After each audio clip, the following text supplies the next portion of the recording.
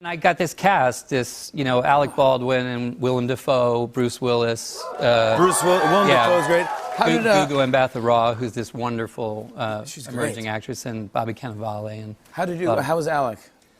Alec is an animal. He is, as everybody knows. He's a beast. He's a beast. But the thing is, like, over in this building, Alec, he's one of our great comedians and great satirists. You know what I mean?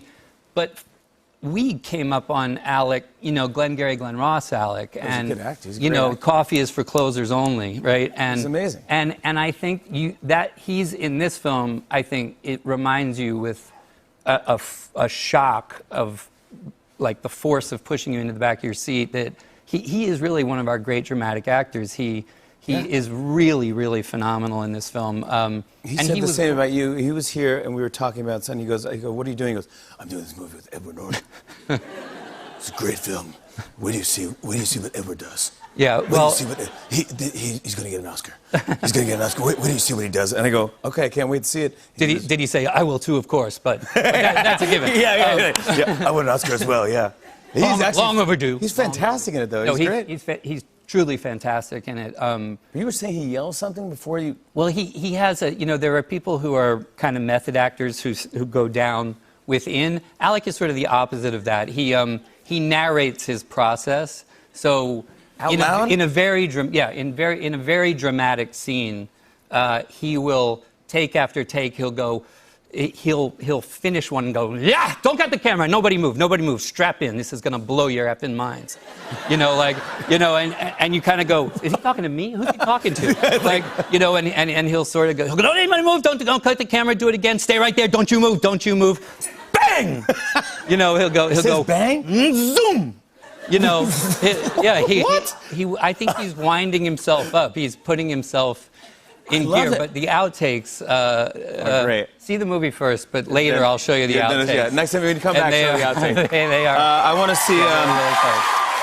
So how does one? It's a great movie. How does one get Tom York to write a song for them?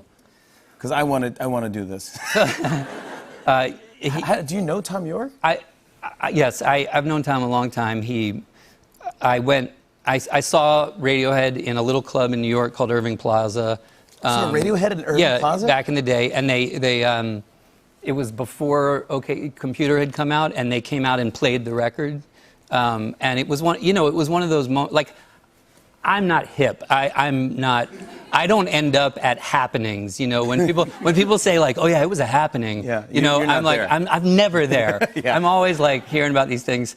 30 years in New York, and that was one of the only things that I've ever been at where I went, I was there. I was at a happening. I was cool. I was cool. Like, I was in the winner's circle. Yeah. Like, for once, and anyway, that we've known each other a long time, and I felt, Tom in our generation, I think, he's been a songwriter who catches sort of the emotional, longing, but also kind of just the terror and the dissonance of the modern world, right? And their music has such beautiful melodic, anthemic stuff, but then also just so much fracture in it, right? Yeah. And my character in this film, that's him in a nutshell. He's kind of a sensitive and funny and thoughtful person, but he has this brain that will not turn off and the wordplay and all. And I said to Tom, I said, look,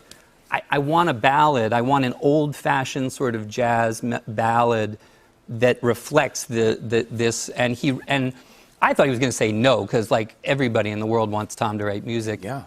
And, like, 2 weeks later, he emailed me at 6 in the morning. I get this track called Daily Battles. And I sat on my bed in the dark, literally crying. It made me cry the first time I heard it. And what a great line, though, Daily Battles. Yeah, and it's evocative. It actually affected my view of the film. I put the phrase Daily Battles into the film because it's very much about, I think, people getting through their own struggles and the need to have empathy with each other and take care of each other in our daily battles. And it's an amazing thing. You ask people you know and love to work with you. It's a little nerve-wracking because you don't want that to go badly. Yeah, of course. Yeah. when they deliver something that authentically moves you and makes it great, it's just, that's the dream. It worked. I want to show everyone a clip. Here's Edward Norton in Motherless Brooklyn. Take a look at this. I got something wrong with me. That's the first thing to know. I got threads in my head. I got threads in my head, man. I twitch and shout a lot. Makes me look like a damn freak show. Can't you ever cut that out? I'm sorry. Touch it, Bailey. I'm sorry. But inside my head's an even bigger mess. I can't stop twisting things around, words and sounds especially. Have to keep playing with them until they come out right. Sorry. Jeez, figured I asked. Like I said, a damn mess. Edward Norton, everybody! On and on and on. And it's on and on and on.